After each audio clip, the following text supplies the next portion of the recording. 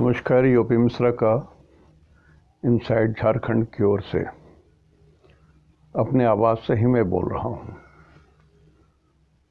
2-3 दिनों तक नहीं आ सका, बीमार नहीं था। गृह कारण नाना जंजाला, इसके कारण मेरा समय शाम को होता है और शाम को ही सारे इधर उधर के लोग प्रॉब्लम सब आके खड़े हो जाते हैं, इसलिए 2-3 दिन से नहीं आ सका। आज मैं आप लोगों को तुला राशि से बताऊंगा। तुला राशि, अब होता क्या है कि मैं सिंह तक हमने बहुत डिटेल में समझाया। मेरा मतलब था समझाना, पढ़ाना, समझाना, उस टाइप का मतलब था। और कन्या को हमने 10 मिनट समय दिया। एक्चुअली समय तो हमको रियली 2 ही मिनट देना है, 3 मिनट देना है, तभी जाके सब कवर कर पाऊंगा। तो मैं सिर्फ चंद्राष्टम की बात कर रहा था कि कन्या राशि वालों के लिए 10 मिनट लिया। और तो तुला राशि 7 नंबर यदि हो और यहाँ चंद्रमा हो, आपका जन्म के समय में ये चंद्रमा है, जन्म का चंद्रमा, और यहाँ से 8वां घर ये हुआ 8वां घर। 7, 8, 9, 10, 11, 12, 1, 2 नंबर यहाँ पड़ेगा। और गोचर का चंद्रमा ये है, आकाश का घूमते घूमते चंद्रमा यहाँ पर आया है। तो गोचर का चंद्रमा तुला राशि से ये अष्टम 8th मृत्यु के घर में पड़ा। तो तुला राशि के लिए चंद्राष्टम हमेशा वृषभ राशि होगा, 2 नंबर होगा वृषभ। अब वृषभ का चंद्रमा उच्च का होता है। पहली बात तो ये हो गई कि वृषभ का चंद्रमा उच्च का होता है इसमें। तो उच्च का चंद्रमा बली है तो नुकसान क्या करेगा? एक जनरल रूल है कि कोई ग्रह बली हो तो नुकसान नहीं करते हैं ज़्यादा, भाव बली हो तो उसका फ़ायदा मिलता है, वो भी नुकसान नहीं करते हैं। शुभ ग्रहों की दृष्टि पड़ती हो तब भी वो नुकसान नहीं करते हैं। तो जो जनरल रूल एस्ट्रोलॉजी का नेटिव कुंडली में या जातक के कुंडली में या साधारण जन्म कुंडली में जो सब रूल लगते हैं, वो सारे रूल यहाँ भी लगेंगे। ये मान करके चलेंगे कि जैसे तुला लग्न वृषभ, चंद्रमा वृषभ में आए, वैसे ही किसी व्यक्ति का जन्म हो गया और जन्म कुंडली हमने बना दिया। तो तुला लग्न वालों के लिए जो वृषभ होगा वो उच्च के चंद्रमा हो गया और ये फिक्स्ड साइन है। तो ये तय हो गया कि तुला राशि वालों के लिए जब भी चंद्राष्टम होगा, नेगेटिव जितना हो ना हो, पॉजिटिव उसका तिगुना अधिक बली होगा। चंद्रमा इस जगह में यहाँ पर आकर के चंद्रमा 100% स्ट्रांग है, 100% बली है, प्लस है। तो 100% बली है। सिर्फ भाव तो अष्टम भाव है, तो अष्टम भाव में क्या हुआ? मृत्यु, गुप्त ज्ञान,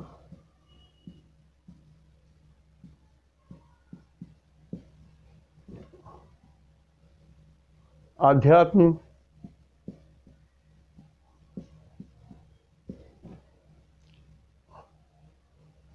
छिपा धन, इतनी सारी चीजें मिल सकती हैं तुला राशि वालों को। और चूंकि वृषभ राशि जो है ये पृथ्वी तत्व को इंडिकेट करते हैं, तो जो लोग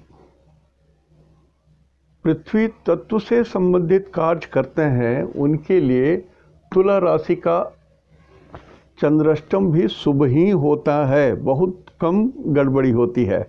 अब कहाँ गड़बड़ी हो? यदि ये चंद्रमा उच्च होने के बाद भी ये बलहीन हो, बलहीन का मतलब अष्टक वर्ग में 0 हो, अष्टक में 0 हो, 1 हो, 2 हो, 3 हो, तो ये चंद्रमा भी कुछ नुकसान करेगा। अब क्या नुकसान करेगा? वृषभ में तो ये इतना 100% है, तो हर छोटी मोटी चीज़ को, जो 2 पैसे का 1 पैसे का चीज़ है, उसको 100 पैसा बना देगा। छोटा सा डर होगा तो 100 पैसे का डर बना देगा। तो ये चंद्राष्टम किसी भी बात को एकदम फुला फुला के, बैलून से फूक फूक के इतना बड़ा बैलून बना देता है। तो उसके कारण थोड़ा भय की सृष्टि होती है। 8वें घर में जब भी कोई ग्रह चंद्रमा से आए तो वो अपना भय भी देता है, भय की भी सृष्टि करता है। तो इसमें क्या भय सृष्टि करेगा? मृत्यु का भय सृष्टि करेगा। छोटी सी कोई बात हो गई, थोड़ा सा रोग हो गया, छींक आ गई, कहीं चोट आ गई, कहीं कुछ हो गया, अरे तो हमारा तो हेल्थ ख़त्म हो गया, ये है वो है, दुनिया भर का बात सोचने लगेंगे और एकदम खड़ा कर लेंगे कि विकराल काल खड़ा है मेरे सामने। जबकि ऐसा कभी हो ही नहीं सकता। तुला लग्न वालों का ये सबसे बड़ा पॉजिटिव पॉइंट है कि चंद्राष्टम आपका खराब नहीं हो सकता। आपका चंद्राष्टम खराब नहीं हो सकता। हाँ, ये अलग बात है कि यदि यहाँ पर केतु हो, आपके वृषभ राशि में केतु हो, राहु शनि हो, खराब ग्रह हो, ऐसे ग्रह हो जो चंद्रमा के लिए शुभ नहीं है, तो चंद्रमा को तो डैमेज करेंगे। मान लिया यहीं पर सूरज भी है, गोचर में सूरज भी है, तो अमावस्या लगेगा। अमावस्या लगेगा मतलब चंद्रमा जल जाएगा। तो जब वृषभ राशि में आएंगे सूरज, तो 7, 8, 9, 10 जनवरी, फरवरी, मार्च, अप्रैल, मई, तो अप्रैल मई के बीच में जब चंद्राष्टम लगेगा तो तुला राशि वाले थोड़ा व्यथित हो सकते हैं। 1 महीना में सिर्फ 1 ही बार आएगा, तो थोड़ा आपको चिंता हो सकती है। बाकी चिंता करने की ज़रूरत नहीं है। ये चंद्राष्टम आपका शुभ होगा। फिर आप ये देखेंगे कि आपका जो ये तुला राशि में जो जन्म नक्षत्र है आपका, ये जो नक्षत्र है, ये नक्षत्र इस चंद्रमा के वृषभ में यहाँ पर जो भी नक्षत्र पड़ा है, ये नक्षत्र शुभ है या अशुभ है? शुभ अशुभ जब ये देख लेंगे तो आप समझ जाएंगे कि हाँ, तुला लग्न के लिए आज का चंद्राष्टम भी शुभ है। मान लिया वो नक्षत्र अशुभ पड़ता है तो थोड़ा जो कष्ट हो सकता है वो थोड़ा कम होगा। अब ये 2 नंबर इतना दूर को बोलते हैं। 2 नंबर मीन्स दिस जोन, ये छोटा सा जोन है।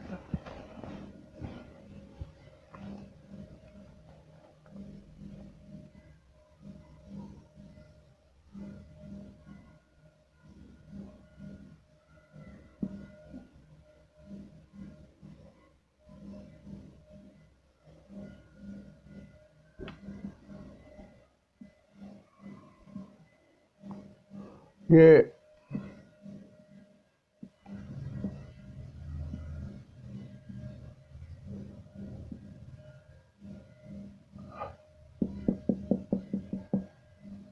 तो ये फोरहेड से लेकर के, फोरहेड में जो आईब्रो है, ये जो आईब्रो है, इस जोन से लेकर के ये चिन तक को 2 नंबर बोलते हैं। This is number 2। तो इसमें आंख आ गए, नाक आ गए, दांत आ गए, ये 3 चीज आ गए। आंख, नाक और दांत।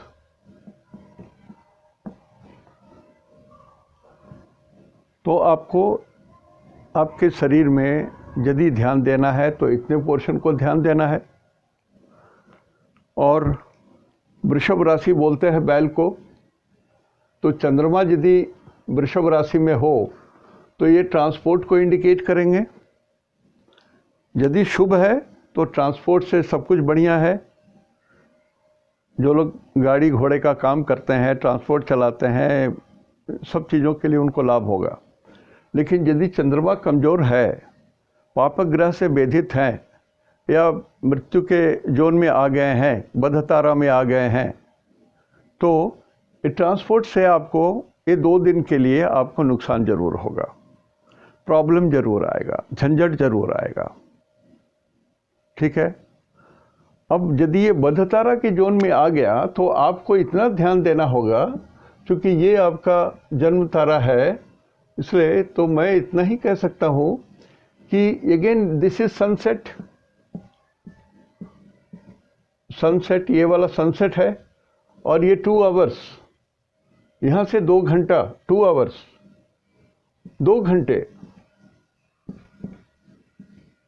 अब 2 घंटे का समय खराब है आपके लिए।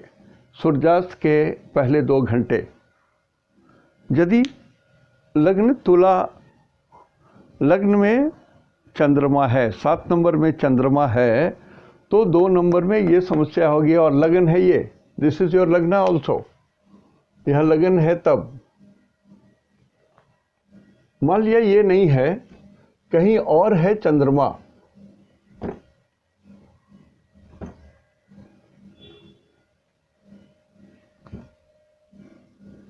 मान लिया चंद्रमा यहां है और 7 नंबर यहां है, तो 7, 8, 9, 10, 11, 12, 1, 2। अब गोचर का चंद्रमा यहाँ आएगा तो चंद्राष्टम लगेगा। लेकिन ये पीरियड क्या है, ये सूर्योदय हुआ 6 बजे, तो ये 2 घंटा यहाँ 8 बजा, यहाँ ये 10 बजा, तो 10 से 12 के बीच का जो टाइमिंग है 10 AM to 12 AM नून, ये समय खराब होगा आपका। यदि चंद्रमा मध्य तारा में पड़ जाता हो, विपद तारा में पड़ता हो, तुला राशि वालों के लिए बोल रहे हैं, तो आपको दोपहर को, ठीक दोपहर को जब सूरज एकदम सर पर हो, उस पीरियड से 1 घंटा उधर 1 घंटा इधर आपके लिए डेंजरस पीरियड होगा। 1-2 दिन, 2 दिन में भी सिर्फ 1 ही दिन डेंजरस होगा, पूरा नहीं होगा। तो चंद्राष्टम 12 भाव में 12 रिजल्ट देंगे। तुला राशि के हों तो जिस घर में होंगे वैसा रिजल्ट देंगे, ये समझ लीजिए आप। उसी तरह से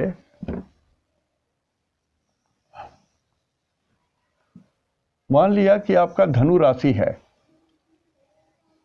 वृश्चिक राशि है, ये 8 नंबर, ये लगन है, यहाँ पर आपका 8 नंबर है, और यहीं पर आपका चंद्रमा है, जन्म वाला, जन्म का चंद्रमा यहाँ पर है। तो जब 2 नंबर 1, 2, 3, 4, 5, 6, 7, 8 ये चंद्राष्टम कहलाएगा, ये चंद्राष्टम होगा। 1, 2, 3, 4, 5, 6, 7, 8, तो यहाँ पर कितना नंबर आएगा?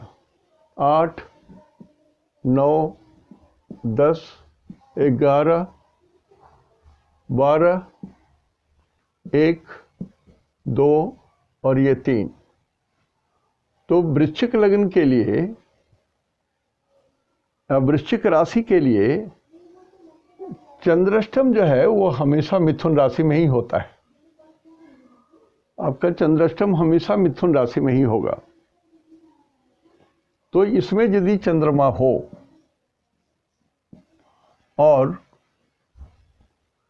ये कौन सा महीना होगा, कौन सा पीरियड होगा?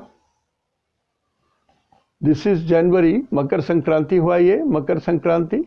तो दिस इज जनवरी, फरवरी, मार्च, अप्रैल, मई, जून, जुलाई। सो 15 जून टू 15 जुलाई में यहां पर सूरज भी रहेंगे। तो ये फिर अमावस्या के जोन में आ जाएगा, चंद्रमा जला हुआ रहेगा, चंद्राष्टम खतरनाक हो जाएगा, अमावस्या वाली बात हो जाएगी और मृत्यु के जोन में हो जाएगा। तो आपको ये पीरियड फिर निकाल देना है कि 15 जून से 15 जुलाई के बीच में जब मेरा चंद्राष्टम लगता है और वो यदि शाम को सूर्यास्त के पहले 2 घंटे तक के अंदर में पीरियड हमारा डेंजर जोन में आएगा, हमको कहीं बाहर नहीं निकलना है, झंझट नहीं करना है, झगड़ा नहीं करना है, तो मैं सेफ रहूँगा। और इस पीरियड में जो आपके इष्ट देव हैं, जो आपके भगवान हैं, उनका ध्यान करना चाहिए। तो ये बात हमने आपको ये जो बताया 2 राशि का आज जो हमने बताया, इसको कहीं पर भी रख के समझ सकते हैं आप, एनीवेयर। मान लिया किसी आदमी का चंद्रमा यहाँ पर है, यहाँ पर 7 नंबर है और यहाँ पर 8 नंबर है, तो 8 नंबर का चंद्रमा है यहाँ पर जन्म के, तो वृश्चिक राशि में उनका जन्म हुआ। अब फिर यहाँ से गिनती करेंगे हम 8, 9, 10, 11, 12, 1, 2, 3, ये 3 जो है चंद्राष्टम इनका यहाँ पर गिरेगा, 6th हाउस में गिरेगा। ये घर चंद्राष्टम हुआ इनका। मतलब चंद्रमा कहाँ पर है 12 राशि में आपका, तुला के साथ 7 नंबर कहाँ आपके कुंडली में लिखा हुआ है, वहीं पर आपका चंद्रमा है। तो तुला राशि है तो तुला होगा, वृश्चिक राशि है तो वृश्चिक राशि है। तो 8 नंबर यदि यहाँ है तो हमारा अष्टम होगा यहाँ, मिथुन राशि में अष्टम पड़ेगा, मिथुन। अब मिथुन जो है वो नेक को बोलते हैं, ये गर्दन, ये वाला इलाका, थायराइड जिसमें रहता है, श्वास की नली जहाँ रहती है, खाने की बोलने की नली जहाँ से पास करती है। तो कुछ लोगों को जिनको क्रॉनिक सर्दी है, ठंडक से परेशानी है, और भी कुछ है, कुछ गले में है, खराश होती है, कुछ होती है, तो आपको कष्ट जो है इस पीरियड में ही होगा, रोग होगा। कारण कि घर तो रोग का है, एक चैप्टर इसका रोग है, दूसरा चैप्टर इसमें शत्रु है, तीसरा चैप्टर ऋण है। तो रोग होने की भी संभावना है चंद्राष्टम में, रोग से परेशान हो सकते हैं, चिंता होगी रोग के लिए, छूट नहीं रहा है, इतना दवा कर रहा हूँ। फिर ये शत्रु का है, तो 3 नंबर मिथुन को बोलते हैं, मिथुन फीमेल को बोलते हैं। तो फीमेल से कोई झगड़ा नहीं होना है, उसमें कोशिश करना है कि कोई भी हो भाई झगड़ा नहीं करेंगे उनसे, ऐसे ही तो हमको निकाल देना है। तो ये ध्यान देना है। और ये लोन वाली चीज़ है, कर्जा, पैसे को मुट्ठी में पकड़ के रखिए। आपको न किसी से कर्जा लेने की जरूरत पड़े, ना आप किसी को कर्जा दे सकें। एकदम शांत रहिए, इसकी जरूरत है। यदि आप इस तरह से शांत रहते हैं तो वृश्चिक राशि का भी चंद्राष्टम निकल जाएगा आराम से, कोई झंझट नहीं पड़ेगा, कोई झंझट नहीं होगा, आपको आराम से निकलेगा। अब ये मिथुन राशि बुध की राशि है, बोली की राशि है, वोकल कॉर्ड। तो अब जैसे कोरोना है तो अभी ब्रीदिंग का प्रॉब्लम है लोगों को, तो जिनको ब्रीदिंग प्रॉब्लम हो और एक्यूट होने लगे, then you are suppose to take your own care. और यदि ऐसा नहीं है तो आपको रुपये पैसे का लेन देन से थोड़ी सी अधिक सावधानी रहनी पड़ेगी। यदि आप सावधानी नहीं रखते हो, then you have got some problem with you. तो ये हमने आपको वृश्चिक राशि के बारे में भी बताया। धनु राशि का यही पर मान लिया, यहां पर आपका किन्हीं का चंद्रमा हो, धनु राशि में चंद्रमा है, यहां जन्म के समय में चंद्रमा यहां है, तो आपका चंद्राष्टम यहां पड़ेगा। 9, 10, 11, 12, 1, 2, 3, 4, ये 4 नंबर यहां पर होगा। 4 नंबर में आपका चंद्राष्टम पड़ने के कारण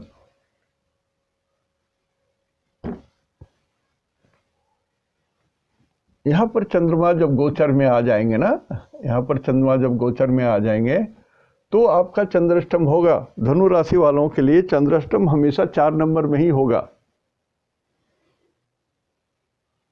तो इसमें आपको ध्यान ये देना होगा कि चूंकि ये 7th हाउस में पड़ रहा है, 7th house is a short journey. इसमें भी 3 नक्षत्र भोग होंगे। तो 3 नक्षत्र में जो नक्षत्र आपकी विपत्त तारा में पड़ता हो, बध तारा में पड़ता हो, प्रत्यारी तारा में पड़ता हो, इवन जन्म तारा में पड़ता हो, उस दिन आप प्रिकॉशन लीजिएगा। ऐसा नहीं कि 2.25 दिन तक आप परेशान रहिए मेंटल, ऐसा नहीं। धनु राशि वालों के लिए बोल रहा हूँ। और जब चंद्राष्टम हो तो जहाँ पर 4 पड़े उसको आप मॉर्निंग में, यहाँ पर सनराइज होता है, दिस इज सनराइज, तो सनराइज से जोड़ लीजिए 2-2 घंटे का। This is 2 hours. 6 बजे सनराइज हुआ तो यह 8 बजे हो गया, 10 हो गया, ये 12 हो गया, ये 14 हो गया, ये 16 हो गया। जैसा होगा उसके हिसाब से आप इसको समय निकाल सकते हैं कि इनका चंद्राष्टम जो है सूर्यास्त के समय चंद्राष्टम लगेगा इनका। चंद्राष्टम is at the time of sunset. तो सनसेट के 1 घंटा पहले 1 घंटा बाद आप कहीं इधर उधर नहीं जाएंगे, दिमाग में बैठा लीजिएगा। और देन यू नो कि मान लीजिए यहाँ पर सूरज हो तो अमावस्या जोन भी पड़ जाएगा। तो मैं सूरज को ही इसलिए पकड़ रहा हूँ कि माइंड जो है ये टोटल एब्सेंट हो जाता है। चंद्राष्टम के दिन माइंड जो है एब्सेंट हो जाता है, देख रहे हैं कुछ, सुन रहे हैं कुछ, कर रहे हैं कुछ, लिंक फेल कर जाता है। जो तीनों को सिंक्रोनाइज करता है वो लिंक लगभग एक समय आएगा जो बिल्कुल सही में फेल कर जाएगा। लगेगा कि क्या कर रहा हूँ मैं। आपको खुद अपने आप पर हंसी आने लगेगी, ताज्जुब आने लगेगा कि इतना बुद्धू भी मैं हो सकता हूँ क्या। ऐसी छोटी छोटी गलतियां आप करने लगेंगे कि आपको खुद अपने ऊपर आपको ताज्जुब लगेगा कि हमने क्या कर बैठा। तो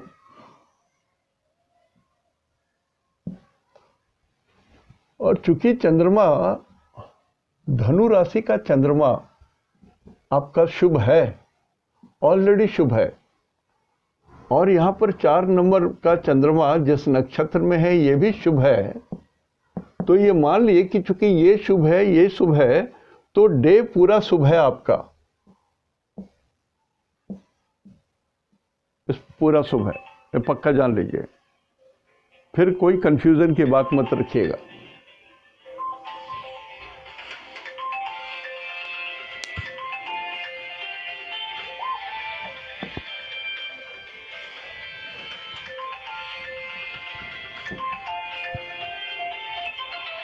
अब आप लोग ये कहेंगे कितना शॉर्ट में क्यों समझा रहे हैं, क्यों डिटेल में क्यों नहीं बोल रहे हैं। देखिए होता क्या है, मैं तो इधर जाऊं तो भी मेरे लिए मुश्किल, इधर जाऊं तो भी मुश्किल। होता क्या है कि बहुत डिटेल में बोलिए तो 1 घंटा 40 मिनट से नीचे में ये एस्ट्रोलॉजी होती नहीं है। और ज़िंदगी में किसी को इतना समय नहीं है कि आधा घंटा से ऊपर या 20 मिनट से ऊपर बैठ कर के ये मेरा सीडी देखें। कुछ लोग हैं देखते हैं, I am sure those who are learners, वो लोग बैठ के देखते ही हैं। लेकिन अधिकांश लोग राशि फल जानना चाहते हैं कि आज मेरे लिए दिन अच्छा है या खराब है, बस इतना ही जानना चाहते हैं। तो उनके लिए मैं 1 घंटा तक बोलूं, बकवास करूं, और उनके लिए 1 मिनट ही उपयोगी होगा। तो मैं सिर्फ ये अभी बता दे रहा हूँ, और सिस्टम हमने बता दिया कि कैसे आप मिलाएंगे। चंद्राष्टम में आपको ownership of the house and नक्षत्र सिद्धांत दोनों मिलाना है। ये दोनों नहीं मिलेगा तो फिर आपका प्रेडिक्शन चंद्राष्टम में सही नहीं होगा। और चंद्राष्टम राशि फल का एक बहुत बड़ा हिस्सा है, ये बहुत बड़ा हिस्सा है। आप कितना भी आप कोशिश करेंगे, लेकिन जिस दिन आप बात कर रहे हैं उस दिन कोई न कोई नक्षत्र तो चल रहा होगा, और उस नक्षत्र वो किसी राशि से चंद्राष्टम में पड़ेगा ही। लिहाजा फिर आप परेशान हो जाएंगे। यदि आप ये नहीं बताते हैं तो आप चीटिंग कर रहे हैं, किसी आदमी का ज़िंदगी खतरे में हो। जैसे ये मैं बता ना, 2 घंटा चेक कीजिए, 2 घंटा अपने जीवन के लिए अनमोल समय है। इस चंद्राष्टम के समय में कुछ भी हो सकता है। मैंने 2-3 घटनाएं भी बताई आपको, होता है ऐसा। मान लिया आपका 10 नंबर है, चंद्रमा यहाँ है और जन्म का चंद्रमा है, ये जन्म का चंद्रमा है, तो चंद्राष्टम कहाँ पड़ेगा? ये घर यहाँ से 7 होता है और ये 8 हो गया, तो 10, 11, 12, 1, 2, 3, 4, 5, तो ये मकर राशि है। दिस इज मकर राशि। मकर राशि वालों के लिए चंद्राष्टम हमेशा सिंह राशि में जब चंद्रमा आएंगे, यहाँ पर जब चंद्रमा आएंगे, सिंह राशि में जब चंद्रमा आएंगे तभी चंद्राष्टम होगा। अब ये सिंह जो है ये अग्नि तत्व है और अष्टम भाव ये मृत्यु भाव है। मृत्यु भाव तो हमेशा रहेगा, चाहे चंद्रमा आपका यहाँ हो तब भी चंद्राष्टम जहाँ पर पड़ेगा वो यहाँ के लिए तो मृत्यु भाव ही होगा। जन्म चंद्रमा के लिए तो मृत्यु भाव होगा ही, चाहे 12 घर में से कहीं भी चंद्रमा आपका हो।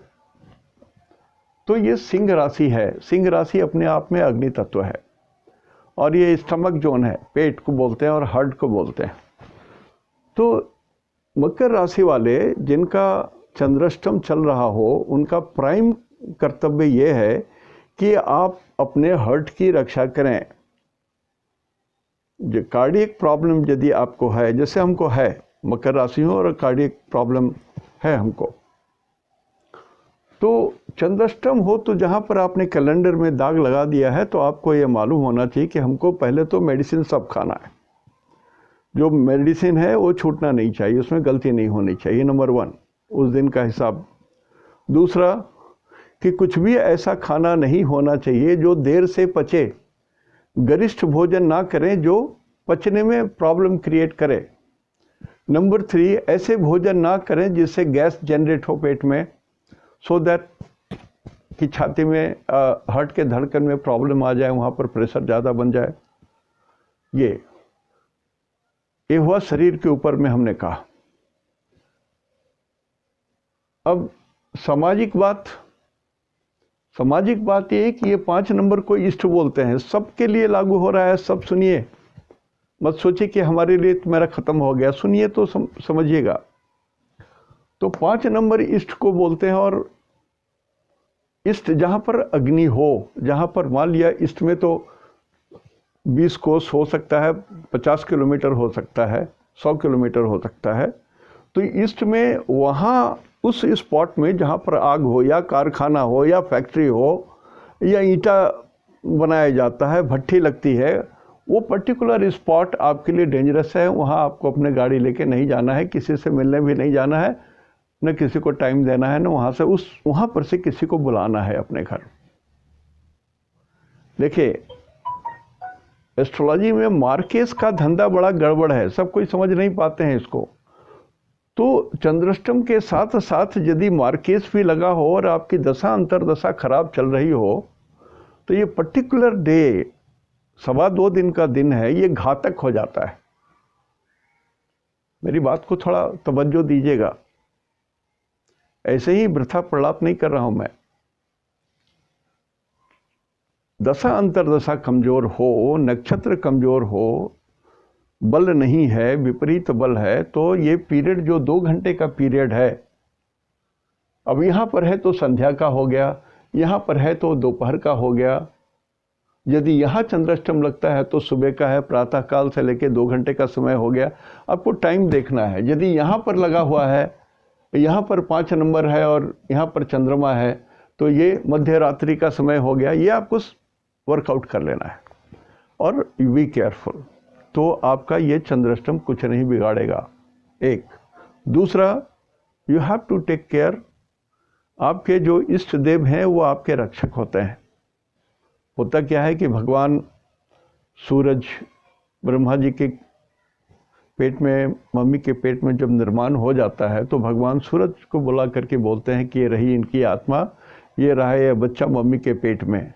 अब आप इनको ऐसे समय में, ऐसे मुहूर्त में, ऐसे करण में, ऐसे योग में जन्म दीजिए कि इनके पिछले जन्म में इन्होंने जो पाप पुण्य किया, जो अच्छा बुरा किया, उनको इस जन्म में मिल जाए।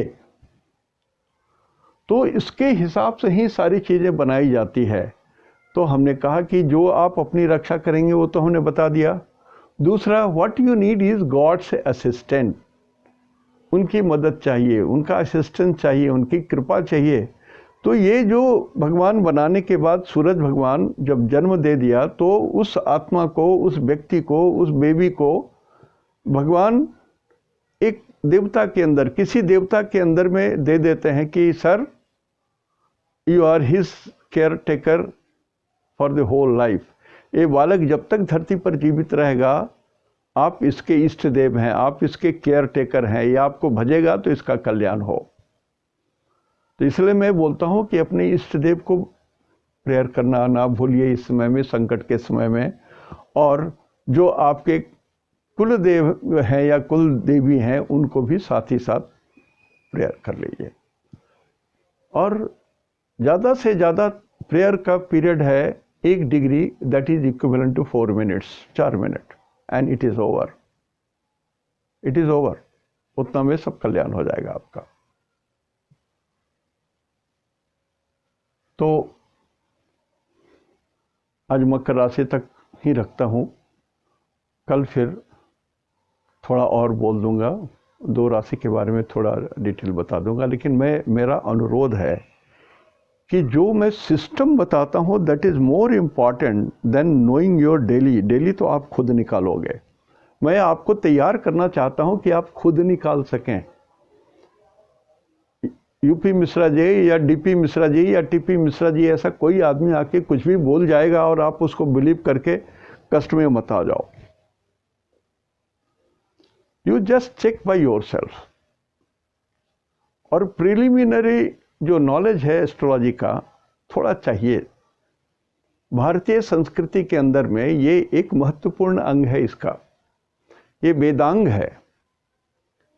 तो एक प्रिलिमिनरी नॉलेज के लिए एक किताब जीएस कपूर, गौरी शंकर कपूर की लिखी हुई है, learn astrology the easy way. पतली सी किताब है, उसको जैसे नॉवल पढ़ते हैं ना वैसे पढ़ जाइए, 3, 4, 10 बार पढ़ जाइए, बहुत कुछ समझ में आ जाएगा।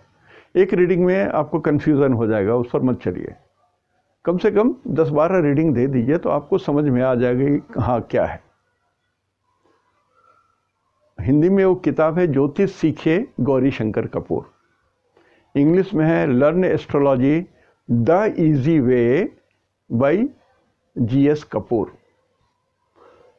सरल किताब है, अच्छी भाषा में लिखी हुई है, इसलिए मैं रिकमेंड कर रहा हूँ। अब मेरी अपनी जो किताब मंगल पर है वो इंग्लिश में लिखी हुई है, अब दोबारा उसको हिंदी में करूँ लेकिन डिफ़िकल्ट है, अभी थोड़ा डिफ़िकल्ट सा लगता है, लोगों की डिमांड है। जब मैं लिख रहा था तो उसमें बहुतों ने कहा कि इंग्लिश में लिखिए सर, ये यूनिवर्सल लैंग्वेज है, सबके काम आएगा, चाहे देश विदेश और यहाँ हो। तो यही झंझट तो ही होती, किताब दे दीजिए तो जो पब्लिशर हैं उनकी मर्ज़ी चलती है, जो छापते हैं उनकी मर्ज़ी चलती है, और फाइनेंस आपके पास बहुत हो तो अपना पब्लिकेशन आप कर सकते हैं। तो वो सब मेरी हैसियत नहीं है। तो हम और हमारे बेटे ने जो मिलकर के किया, मार्स डोसा अब अमेजन पर भी उपलब्ध हो गई होगी, आई am sure of it. Amazon पर भी उपलब्ध हो गई होगी, पहले सिर्फ pothi.com पर ही अवेलेबल थी, अभी अमेजन पर भी उपलब्ध हो गया है, सर्च कर लीजिए मार्स डोसा मिश्रास बाय मिश्रास, मिल जाएगी आपको अमेजन पर।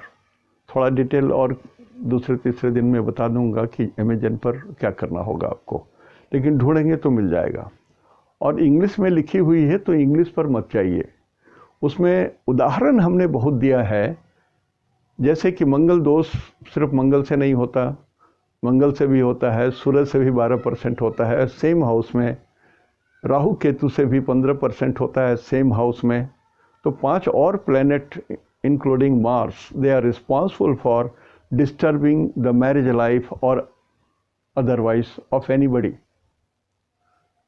और मेरी दिल्ली, मेरे एकदम अपनी इच्छा थी कि ये किताब यंगस्टर पढ़ें, जो लोग की शादी नहीं हुई है और शादी होने वाली है, सिर्फ वो लोग इसको जरूर पढ़ें, जरूर पढ़ें, जरूर पढ़ें। This is an eye opener. You don't have to depend upon UP Mishra और एनी ब्लडी मिश्रा। आप पढ़िए, उसको समझिए और आप खुद अपना निर्णय ले सकते हैं। यदि पंडित जी कहते हैं कि नहीं यहाँ पर शादी नहीं हो सकती है, मंगल दोष है, तो अब न्यूट्रलाइजेशन फैक्टर है उसमें बहुत सारा हमने दिया है, अब दिखा दीजिए कि देखिए इसमें न्यूट्रलाइजेशन फैक्टर ऐसा है। I don't agree with you. शादी हो सकती है। जब न्यूट्रलाइजेशन हो गया इसका मतलब है कि the dosha has been neutralised to 0।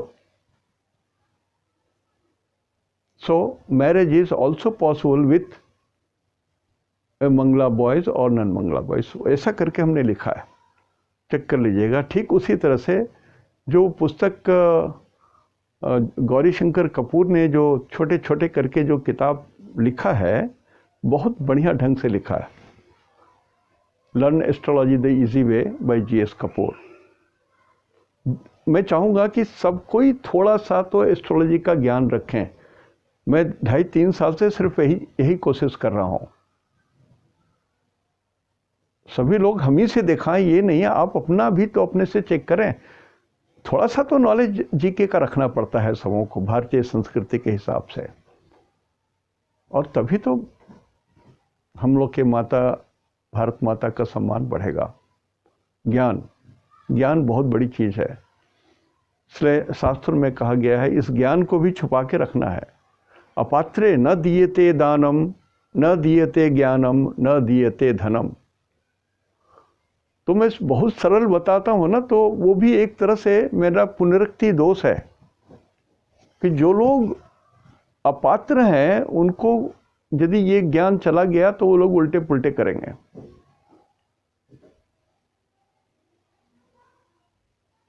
तो आज यहीं तक, कल यदि मैं आता हूँ तो फिर आगे बढ़ाऊंगा। एक्चुअली मंगल 1 से निकल करके 2 में आ गए और 2 में राहु के साथ हैं, राहु उच्च के हैं। तो जो 2 ग्रह जब जुटते हैं, जुति होती है, तो ये ग्रह अपना कुछ गुण इनको देंगे और ये ग्रह अपना कुछ गुण इनको देंगे। तो मंगल राहु में अपना कुछ गुण डालेंगे और राहु मंगल में कुछ अपना गुण डालेंगे, और कुछ दोनों में जो कॉमन चीज होगा वो मिलेगा। फिर किस नवांश से पार हो रहे हैं मंगल, किस नवांश से पार हो रहे हैं राहु, वो देखना पड़ेगा। तो उसको हमको थोड़ा डिटेल में बताना है। मैं संक्षेप में चाहता हूँ कि चंद्राष्टम का चैप्टर क्लोज हो जाए, कारण कि मंगल तो 40 दिन उसमें भी रहेंगे।